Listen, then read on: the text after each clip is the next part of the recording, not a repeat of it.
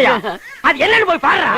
நாம் தமிழர் கட்சி என்பது ஈழப்போர் முடிந்த பிறகு, விடுதலை புலிகள் ஒழிக்கப்பட்ட பிறகு, விடுதலை புலிகள் ஆயுதத்தை மௌனித்த பிறகு என்ன செய்வதென்று அறியாமல் குற்ற உணர்ச்சியோடு ஓடிக்கொண்டிருந்த இளைஞர்களை ஒன்று திரட்டி நாம் அனைவரும் சேர்ந்து நின்று இந்த மண்ணிலே ஒரு புதிய தமிழ் தேசிய அரசியலை உருவாக்க வேண்டும் என்று அழைப்பு விடுத்தார் திரு முத்துக்குமார் அவர்கள். சீமான் அல்ல, திரு முத்துக்குமார் அவர்கள். சீமான் அல்ல, திரு முத்துக்குமார் அவர்கள். சீமான் அல்ல.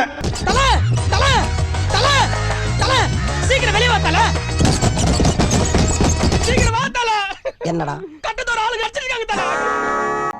நம்ம கூட விளையாடுறதே அவனுக்கு வேலையா போச்சுடா. ஒட்டமானுக்கு கீழ் தமிழ்நாட்டில் இருந்து உளவு வேலை செய்தவர் புதுக்கோட்டை முத்துக்குமார் என்பவர்.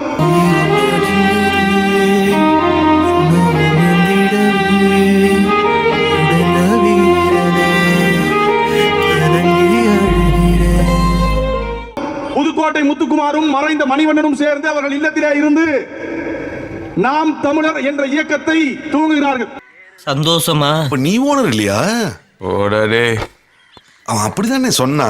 பைபிள பொய் சொல்லிட்டான் போல இருக்கு. யாராவது மேல அதிகாரி ஊமத்துல எங்க கேட்டா ஒரு கலவரத்தை வித்தியாசமா அடக்க போயிருக்காரு சொல்லு. சீமான் என்பவர் ஒரு மிகப்பெரிய ஹிட் படங்களை இயக்கிய இயக்குனர் அல்ல. அப்பல இவன் தான் உன் பெரிய பையன். டயர் டக்கரு சினிமா படம் எடுக்கிறேன்னு சொல்லிட்டு ஏவிஎம் உரண்டையே பார்த்தது இல்ல. சித்தப்பு என்ன அறிமுகப்படுத்துற விதமா அது?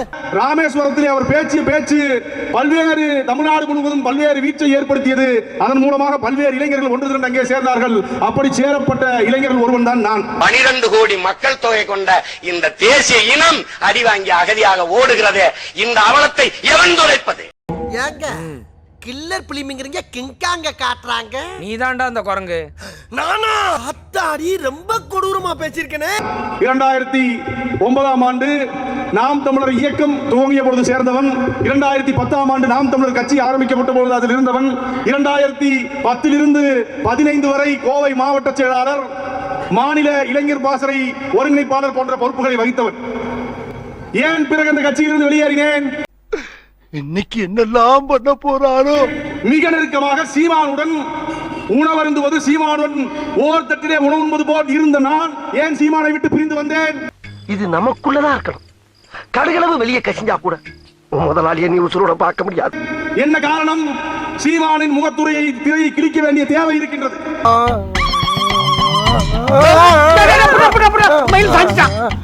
இந்த நாம் தமிழர் என்ற கட்சி போய் கொண்டிருக்கின்ற பொழுது ஆரம்பத்தில் சீமான் சொன்னது, இருகரம் விரித்து நிற்கின்றேன், தன்னை எவனெல்லாம் தமிழனாக உணர்ந்து இந்த மண்ணின் விடுதலைக்காக போராட வருகின்றாயோ வா, நாம் ஒன்று திரண்டு இந்த நாம் தமிழர் கட்சி என்ற கட்சியை உருவாக்கி போராடுவோம் என்று அழைத்தார். கட்சியில 20,000 தொண்டர்களை சேர்த்தா கூட தலைக்கு 5 ரூபாய் சந்தா வச்சா 1 லட்சம் ரூபாய் ஆகுது. 175 ரூபாய்ங்க, 1 லட்சம் ரூபாய்ங்க. எந்த தொழில இவ்வளவு லாபம் கிடைக்கும்? இந்த காசை ஜனங்களுக்கு என்னங்க செய்யும்? ஒண்ணும் செய்யாது. சந்தா மட்டும் வாங்கும். சந்தாவை மட்டும் கட்டிட்டு நீங்க நிம்மதியா வீட்டுல தூங்கலாம். அதை வாங்கிட்டு நாங்க நிம்மதியா கட்சி ஆபீஸ்ல தூங்கலாம். இதுதான் எங்கள் காசேகாவினுடைய மாபெரும் கொள்கை. காலம் செல்கின்றது. செல்ல செல்ல தெலுங்கர்கள் வந்தேரிகள் என்ற ஒரு புது வேட்காளத்தை இந்த கட்சியில புகுத்துகின்றார். அப்படியா? ஆமா, சரி. ஏன்னா எங்களுக்கு இதுதான் வேலை.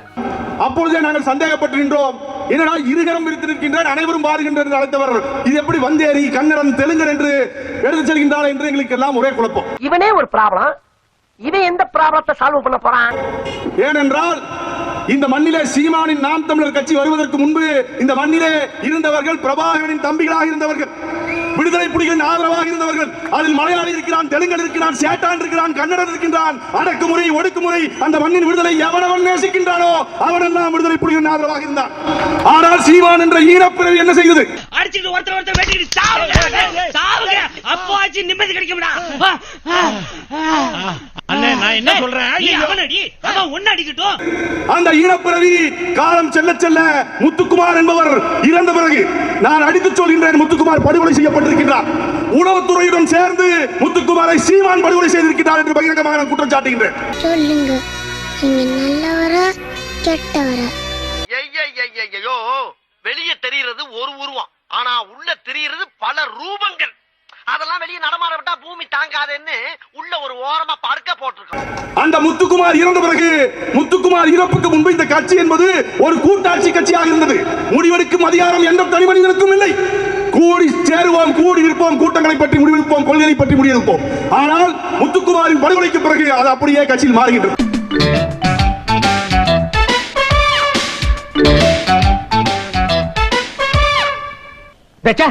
எடுத்துட்டு போடா.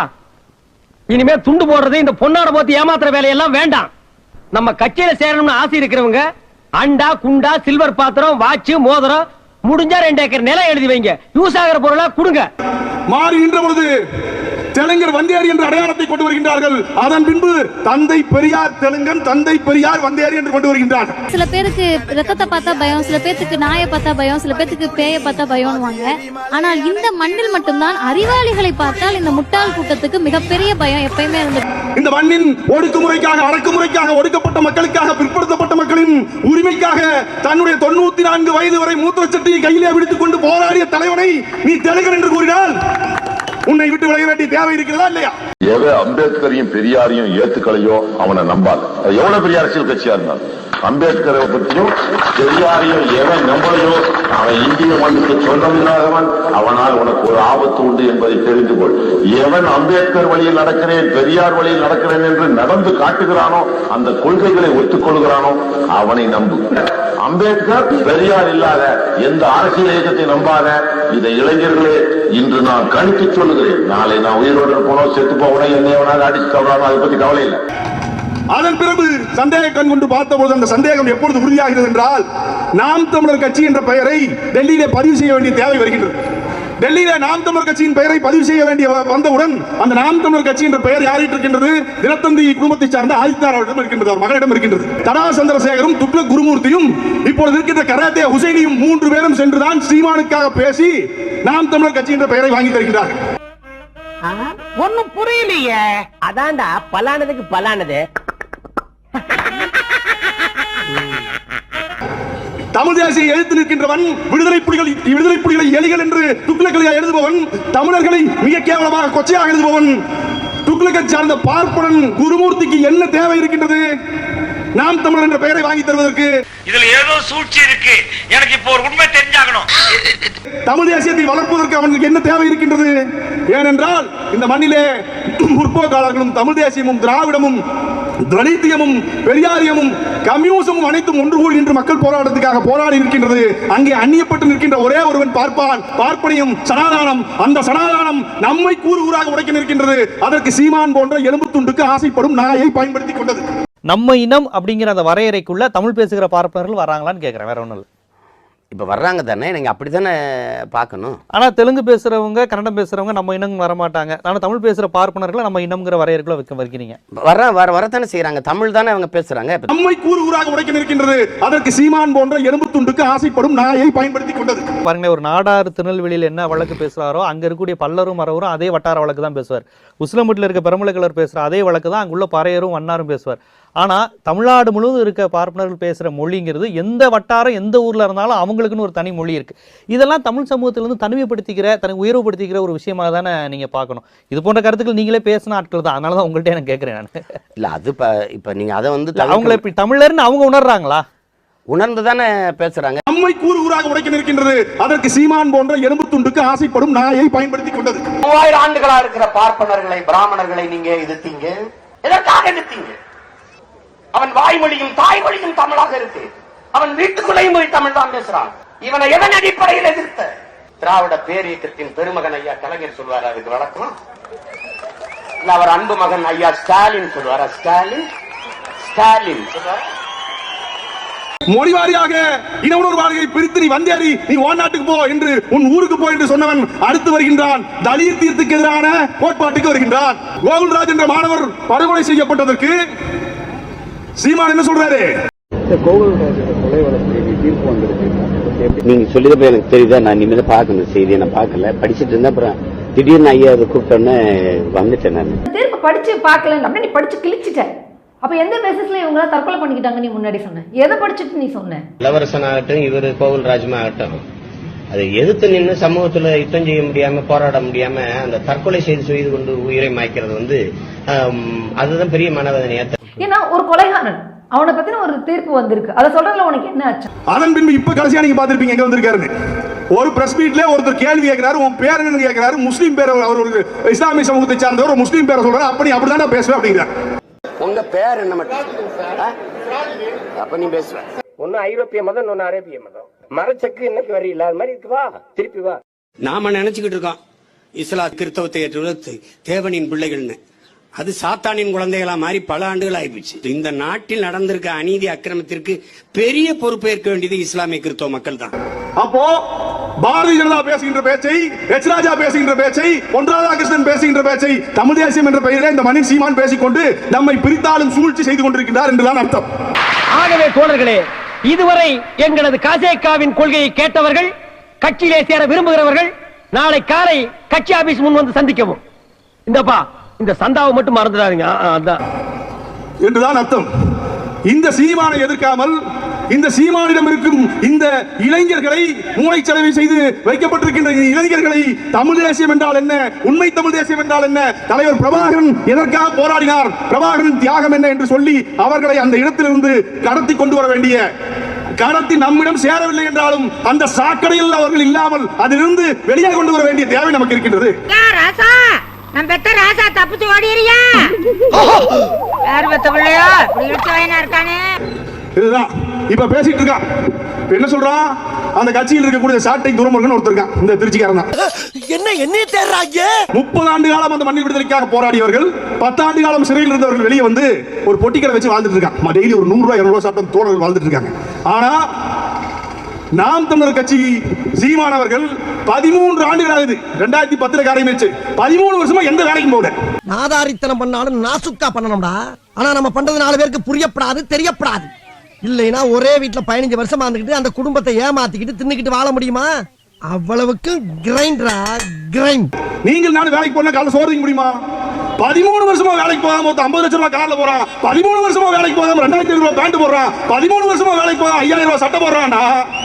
யாருடைய பணம், யாருடைய உழைப்பு? உனக்கு எத்தனை தடவை சொல்லிருக்கேன்? நான் இங்க இருக்கும்போது நீ வரக்கூடாது சொல்லிக்கல. நான் அக்காங்க போது நீ அம்மாங்கிற திட்டம் போட்டு வேலை செய்யா? நீங்க எனக்கு முன்னாடியே நீ வந்துட்ட. என்னது முன்னால வந்துட்டியாவா? மொட்டப்பல உனக்கு எனக்கு வித்தியாசம் இல்ல. ஒண்ணும் இல்ல. இங்க கிழிஞ்சிருக்கு, அங்க கிளியில. அந்த மண்ணின் விடுதலைக்காக போராடி நின்ற செத்த விடுதலை புலிகள் அங்க ஒரு பிச்சை எடுக்கிற நிலைமையில் இருக்கான். ஆனால் அந்த விடுதலை புலிகளின் பெயரை சொல்லி வயிறு வளர்க்கும் நீ மாசம் 2.5 லட்சம் ரூபாய் வாடகை வீட்டில் இருக்க. 15 வருஷமா டேரா போட்டுக்கிட்டு குறுக்கவும் நெடுக்கவும் அலைஞ்சிட்டு இருக்கிறியடா. ஏய் தீப்பொறி, இப்ப நீ ஆவேசப்பட்டு வெளியே போன சோத்துக்கு பிச்சை எடுக்கணும். பல குப்பத்தட்டிகள் எச்சியில கிடைக்காம சொறி நாய்க்குடைய வெறி நாய்க்குடைய கறி வாங்க வேண்டிய கட்டாயம் ஏற்படும். இப்ப சொல்லு, சோறா சுரணையா? சோறுதான். 2.5 லட்சம் ரூபாய் வாடகை வீட்டுல. ஆனா மேடையில் பேச நல்ல கண்ணியாவோட எளிமையான பிள்ளைகள் நாங்க, காமராஜரை விட எளிமையான பிள்ளைகள் நாங்க. பேச்சு இதில் மயங்கி ஒரு கூட்டம், ஒரு இளைஞர் கூட்டம் மூடர் கூடமாக நீங்க என்னை கூட நினைக்கலாம். அந்த மூடர் கூட்டத்துல ஃபர்ஸ்ட் பேட்ச் நானு. அப்புறம் அங்க வெளியே வந்துட்டேன். என்ன கூசாப்போ குஞ்சா சப்படா என்ன அனாதையா விட்டுட்டு போடா இவன் என்கிட்ட ஒரு வார்த்தை கூட சொல்லாம கிடைக்காதீங்க. அது முதல் பேட்ச் பைத்தியமா இருந்தேன். அந்த பைத்தியம் கொஞ்சம் தெளிஞ்சிருச்சு. தெரிஞ்சதுக்கு அப்புறம் வெளியே வந்துட்டேன். எங்களுக்கு பல பேர் வெளியே வந்துட்டாங்க.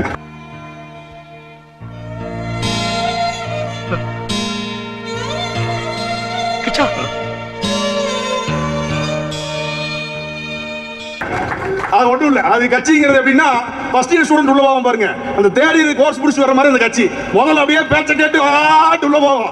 ஐயோ இவன் யாரா வந்து சேர்ந்தோம் அப்படின்னு வெளியே வந்துருவோம். அவ்வளவுதான் அந்த கட்சி.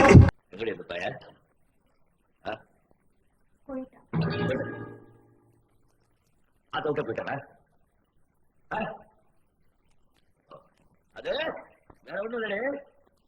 கிழிக்கு ரக்கம் முளைச்செடுத்து வந்தேரி அரசியல் நீ பேசுற. கயல்விழி அண்ணியோட அம்மா அவங்க யாரு? அவங்க ஒரு தெலுங்கை தாய்மொழியாக கொண்ட ஒரு பெண்மணி. அப்ப அண்ணியோட தாய்மொழி என்ன? தெலுங்கு. அப்ப உன்னுடைய மகன் வீரபிரபாகரன் அவர்கள் தமிழனா ஏத்துக்கிறியா, தெலுங்கனா ஏத்துக்கிறியா, வந்தேரியா ஏத்துக்கிறியா, என்னவா ஏத்துக்கிற? அப்படியா சொன்னா? இதை விட கேவலமா ஒன்னு சொன்னா சொல்லட்டுமா? என்னவா ஏத்துக்குற? ஊரில் இருக்கிறவன் பூரா நீ முடிய வச்சு பார்ப்ப, யூரின் டெஸ்ட் பண்ணுவேன், மலத்தை டெஸ்ட் பண்ணுவேன், உங்க வீட்டுல என்ன வேணாலும் பண்ணிக்கிறேன். என்னைக்காவது ஒரு நாள் ஜெயலலிதா உயிருடன் இருக்கும் போது நீ போய் ஒரு பிரஸ் மீட்ல உட்கார்ந்து, அம்மா உங்களுக்காக நான் ஓட்டு கேட்டேன், இளையமலர்ந்தால் ஈரமலர்னு, ஈரமலர்வதற்காக நீங்க என்ன செஞ்சீங்க அப்படின்னு ஏதாவது கேட்டிருக்கியா? என்ன போராட்டத்தை முன்னெடுத்திருக்க? நீ கேட்ட ஒவ்வொரு கேள்வி என்ன செருப்பால் அடிச்ச மாதிரி இருக்குடா. கூடங்குளம் போராட்டமா, ஸ்டெர்லைட் போராட்டமா, எந்த போராட்டம் இருந்தாலும் யாரோ ஒருவர் போராடுவார்கள். பிரஸ் மீட்ல போய் உட்கார்ந்து என் தம்பி தங்கச்சி போராடுங்க, நீ வந்து அதை நீ உன்னதாக்கிட்டு போயிடுவேன். இதுக்கெல்லாம் பேர் என்ன தெரியுமா? இங்கிருந்து ராமநாதபுரம் மாவட்டம், திருச்சி மாவட்டம், புதுக்கோட்டையில ஏதோ ஒரு முள்ளுக்காட்டுல ஒரு ஓரத்துல இருந்து தன்னுடைய குடும்பத்தை காப்பாற்றணும் ஒரு ஓர குட்டாயில ஒரு குடிசை வீட்லயோ ஒரு ஓட்டு வீட்லயோ ஒரு குடும்பத்தை வருமானத்தை உயர்த்தணும் இங்கிருந்து போய் அங்க வெம்பாடுபட்டு அரபு நாட்டுல கல்லோடச்சு மண்ணோடச்சு சிமெண்ட் சுமந்து கட்டட வேலை செய்யறவன தனிநாட வச்சிருவன் நீ ஏமாத்தி அவன் இருந்து காசு கொடுத்திக்கிறதுக்கு செத்து போயிடலாம்ல. சித்தப்பா அவமானம் தாங்க முடியாம தூக்கில தொங்கிட்டானா? அந்த நாய் அப்படி எல்லாம் பண்ணாது. இப்படி ஒரு வாழ்க்கை தேவையா? அந்த ரத்தம் சிந்தி உழைக்கிறவன் உழைப்ப புடிங்கி 2 லட்சம் ரூபாய் வாடகை வீட்டுல வாழ்றதுக்கு போய் சுடுகாட்டுல படுக்க வேண்டியதாடா நீ எல்லாம்? யாரும் பார்க்கல. இங்க 200 பேர் யாரும் பார்க்கல வச்சு சுடுகாட்டுல படுக்க வேண்டியதாடா நீ எல்லாம்? உனக்கெல்லாம் ஒரு சரி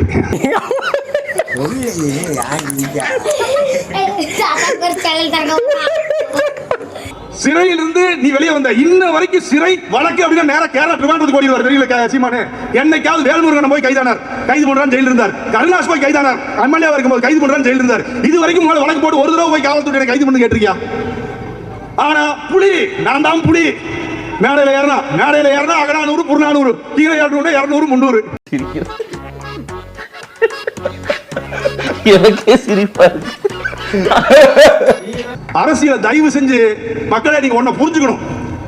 விடுதலை புலிகளுக்கு நல்லவன் யாருன்னு கேட்டீங்கன்னா ராஜபக்சே கூட நீங்க சொல்லிடலாம். ஏன்னா அவன் இனத்துக்கு உண்மையா நம்ம கூட சண்டை போட்டான். அவனுடைய இனத்துக்கு துரோகம் செய்யாமல் உண்மையா நின்று நம்ம கூட சண்டை போட்டான் நேர்மையா. இவன் போர் நடக்கும் போது துப்பாக்கி குண்டுக்கு மருந்து போடுவாங்களா இல்ல இவனுக்கு தோசை கொடுப்பாங்களா? கறி தோசை. போர் நடக்கிற காலத்தில் அந்த இடத்திற்கு சென்று அங்கே மக்கள் கொத்து கொத்தாக சாகும் பொழுது 100 பேர் 200 பேர் டெய்லி சாகும் போது வெக்கமில்லாம அங்க போய் அதை தின்ன இதை தின்ன காவக்கறி தின்ன இட்லிக்குள்ள கறி தின்ன நாய் பீதிங்கிற மாதிரி போய் தின்னுட்டு வந்துட்டு அதை ஒரு வரலாறு இந்த மண்ணில் பேசுறீங்களா? டே மனுஷனாடா நீ எல்லாம்?